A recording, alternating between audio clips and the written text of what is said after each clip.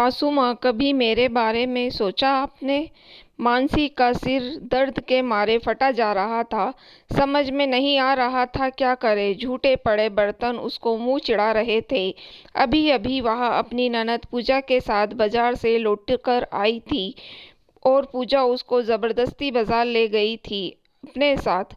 उसने पूजा से कहा भी था, दीदी घर में सारा काम पड़ा है और काम वाली बाई भी नहीं आ रही है, आप किसी और के साथ बाजार चली जाए। लेकिन पूजा ने उसकी एक न सुनी। मानसी सोचने लगी, जब जब पूजा आती तो हर बार यही होता। पूरा परिवार कहीं न कहीं मानसी को अनदेखा करता रहता और वह अकेलेपन से बहुत घबराती। सारा काम उसके सर पर आ जाता।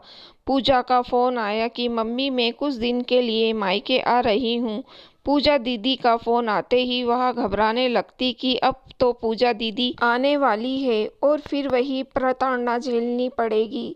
2 दिन बाद पूजा दीदी अपने बच्चों के साथ आ गई। मानसी ने हर तरह से उनका स्वागत सत्कार किया। पूजा के दोनों बच्चे भी, बेटी 20 वर्ष और 17 वर्ष का बेटा, वह भी साथ आए। जब पूजा आती तो मानसी अपनी तरफ से उनके स्वागत सत्कार में किसी तरह की कोई कमी नहीं रखती।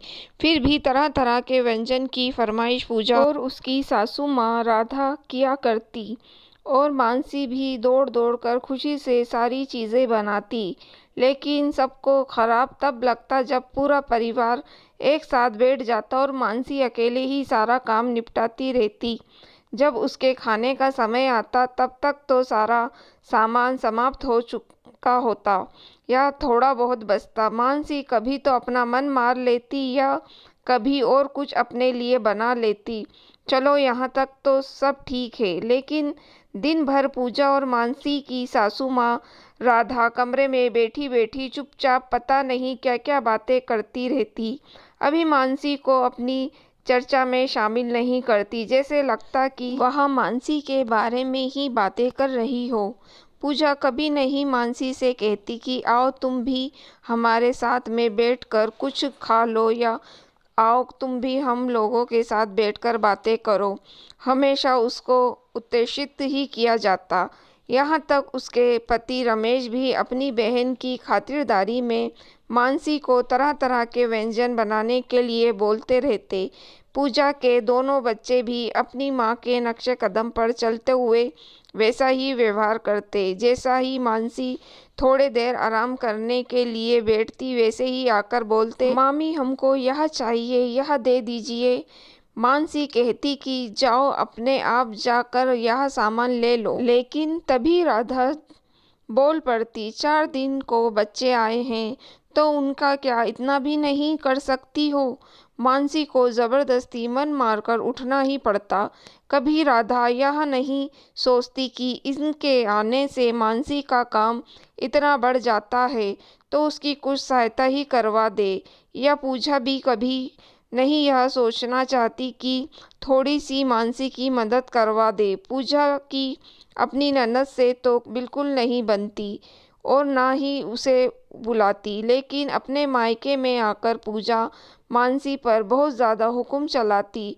आखिर आज तो हद ही हो गई। पूजा जबरदस्ती मानसी को बाजार ले गई थी और लौटते लौटते रात हो गई। अब काम वाली बाई तो आई ही नहीं थी, सारा काम बिखरा पड़ा था। यही देखकर मानसी बहुत ज़्यादा परेशान थी। पूजा तो बाजार से आने के बाद आराम से बैठकर सबके साथ गप्पे मारने लगी। राधा और रमेश भी साथ बैठ गए थे। मानसी के सिर में बहुत तेज दर्द हो रहा था। उसके समझ में नहीं आ रहा था कि कहाँ से काम शुरू करे। तभी अंदर से राधा ने कहा, मानसी पूजा बहुत ज़्यादा थक गई है, ऐसा करो पहले गर्मा गर्म नाश्ता बना लो, फिर खाने में कुछ बढ़िया सा बना लेना। एक तो बहुत तेज सिर दर्द, ऊपर से सब लोग बैठकर गप्पे मार रहे। सारा काम पड़ा मानसी के करने के लिए। पूजा थक गई है, जैसे मेरा शरीर तो थकता ही नहीं है। अब तो उसे बहुत ज़ोर से रोना आया। मानसी बहुत हिम्मत करके राधा से जाकर बोली, सासू माँ कभी आपने मेरे बारे में भी सोचा कि बहू भी थक जाती होगी। ठीक है, मैं सब काम कर लेती हूँ, लेकिन कभी आपने या पूजा दीदी ने सोचा कि बहू अकेले काम कर रही है तो ज़रा हाथ बटा ले। घर में 4 व्यक्ति बढ़ते हैं तो काम तो बढ़ता ही है, वह भी तब जब बराबर के खाने वाले हों। आप क्या समझती हैं मैं कोई रोबोट हूँ जो चाहे जितना काम करा ले? नहीं, अब मैं भी थक गई हूँ, मेरा भी शरीर आराम चाहता है। और फिर इतना करने के बाद भी आप लोगों को कभी यहाँ नहीं लगता कि मैं कुछ करती भी हूँ? मेरा भी मन करता है कि जब आप सब लोग बैठकर बातें करते हैं तो मैं भी आप लोगों के साथ बैठकर बातें करूं। क्या मेरे अरमानों की कोई कीमत नहीं? इतना सारा काम पड़ा है। आप सब लोग आराम करने बैठ गए और मुझे फरमाइशों की लिस्ट मिलना शुरू हो गई। तभी राधा तपाक से बोली, लगता है कि तुमको मेरी बेटी का आना खराब लगता है। यह मेरी बेटी का मायका है, इसका जब मन चाहेगा ये आएगी। तो मम्मी, मैंने कभी आने के लिए नहीं मना किया, मैं तो बस यह चाहती हूँ कि जब दीदी लोग आए तो आप लोग सब थोड़ी सी मदद करवा लीजिए तो मुझे भी अच्छा लगेगा। यह कहकर मानसी की आंखों से आंसू बहने लगे। तभी राधा बोली, लगता है तुम बहुत ज़्यादा मेरी बेटी आने की दुखी हो जाती हो, लेकिन ये तो आती ही रहेगी। तभी मानसी भी बोली, ठीक है मम्मी जी, अब से जब भी पूजा दीदी आएंगी तब मैं या तो मायके चली जाऊंगी या फिर आप लोग मेरी सहायता करवाइए।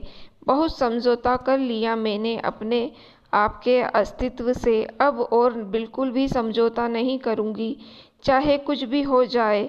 इतना कहने के बाद मानसी रोते हुए अपने कमरे में चली गई और पूजा और राधा वहीं पर बैठी बैठी मानसी के बारे में उल्टी सीधी बातें करने लगी। शायद उनको अभी भी सही बात समझ नहीं आई थी। सखियों, कुछ लोग जीवन में कभी नहीं सुधरते या सुधरना चाहते ही नहीं। पता नहीं लोग ऐसा क्यों करते हैं।